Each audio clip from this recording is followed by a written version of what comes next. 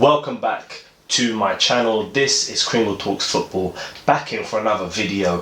Before I go anywhere and do anything, if you're brand new to the channel, hit the subscribe button, hit the notification bell. Every time I upload a video, you'll be notified.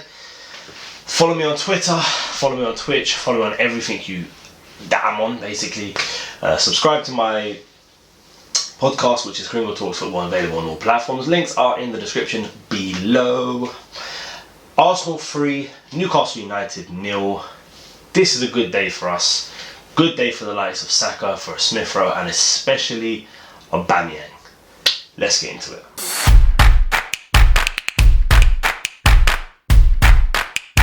I'm not gonna lie, I just realised that little bit of an intro was quite a close-up, so I thought I'd bring you back a little bit.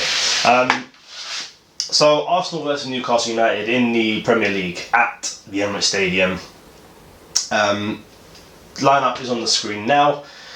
A bit of a surprise to see Cedric starting, and a bit of a surprise, if I'm honest, to see David Luiz starting ahead of Gabriel. But overall, the team was fine. I was happy with. Partey came in ahead of Tobias. Tobias wasn't even in the squad. Maybe a little bit of an injury, maybe a knock, I don't know.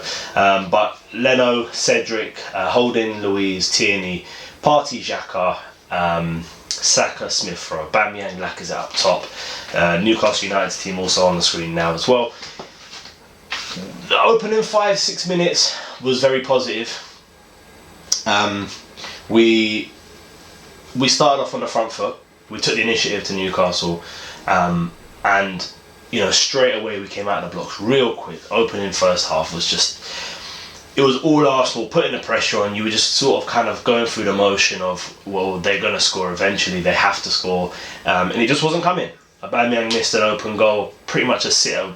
Brilliant play by Smith-Rowe and Saka down that right hand side. Saka done a little step over, cut across. I think actually it was more of like a shot cross. Darlow sort of knocked it out with his foot, and Aubameyang sort of a reaction shot, which hit the post. So not great for his confidence, not great for all the memes that were coming out straight afterwards about that. And then afterwards, again, it was just Arsenal piling on the pressure. First half possession, 75% Arsenal, 25% to Newcastle. Again, you were just kind of like, we need a goal before half time. We just need something to go into the break, settle the nerves a bit more, and calm all the team down. And it just wasn't coming. It just didn't come at all. Some very good patterns of play between the likes of Partey, Cedric, Xhaka. Xhaka and Partey in the middle together were fantastic. I think between them they made 17 or 18 ball recoveries right in the middle of the park, which is what you want from in midfield. Thomas Partey showing us exactly what he's about and what he can do. Cedric, who for all intents and purposes you're thinking shouldn't be the first choice right back, and question marks over why Emile Smith-Rowe wasn't selected ahead of Bellerin today if he weren't going to play. But Cedric came in and was fantastic. First half, he did everything right. The link-up play, as I said, was good with Saka. He seemed to have a really good understanding straight away with Bukayo Saka and with Thomas Partey, those sort of three in the middle. But we just couldn't find it right on the stroke of half-time. David Luiz header went well wide. On TV, on camera, it looked a bit closer than it was, but going to the break 0-0, and then you start to wonder, will this goal come? Will the pressure tell from Arsenal? And then, start of the second half, again, like I said, Arsenal just piled on the pressure. Pretty much where we left off from the first half. Lacazette forced a really good save from Darlow. And again, you're just looking at thinking, is this going to be one of those games where the Newcastle United goalkeeper has an outstanding game?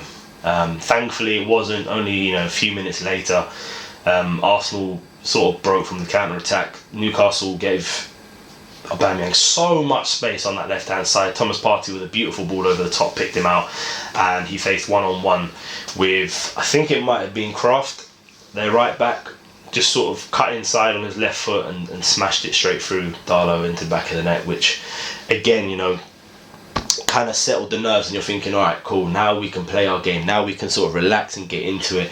And then 10 minutes later it's 2-0. Again, another quick breakaway. Leno carried the ball. I think he played it to Xhaka, maybe. I think who played it out to Aubameyang. He played the ball forward to Smith-Rowe, and Smith-Rowe ran down that left-hand side.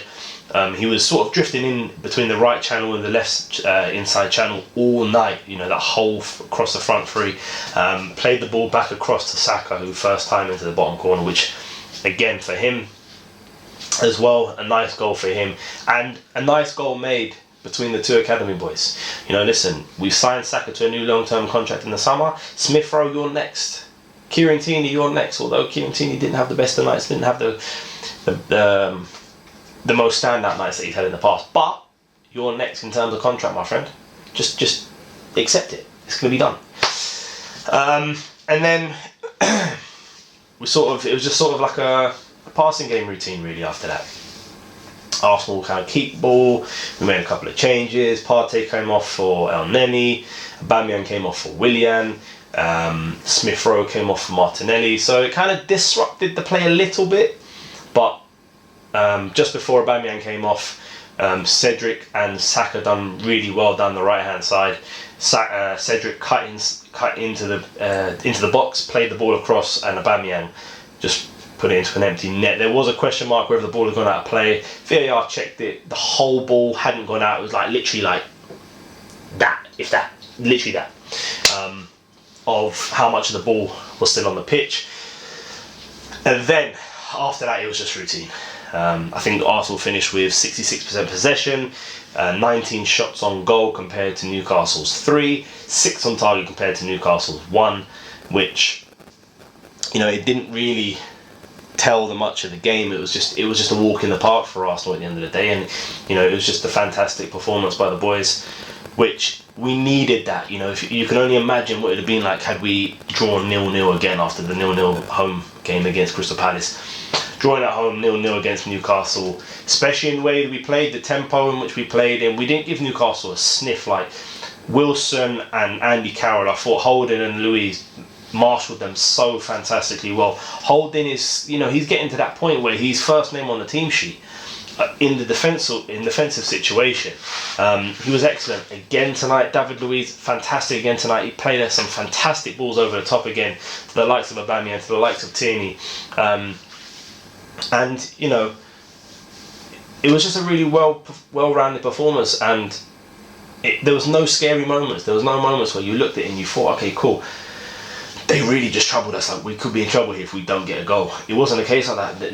You know, probably the first game where all Arsenal fans look at it and just think they didn't even do nothing. Like, no, literally nothing at all. Andy Carroll with his big 10-foot self did nothing. David Luiz bullied him all night. You know, before the game, I think it was Carragher and Neville, or it was someone else saying how Wilson's pace is going to cause trouble to defence. Get out of here, man. Holding with his one dodgy leg was still faster than you. He did nothing against us, and you know, I can only praise him enough. And again, special praise for the likes of Cedric, who came in, who I've questioned before as to why he's been given such a long contract, why he even signed for the club, considering we've got Maitland-Niles and Bellerin. But you can't fault his performance. He was fantastic.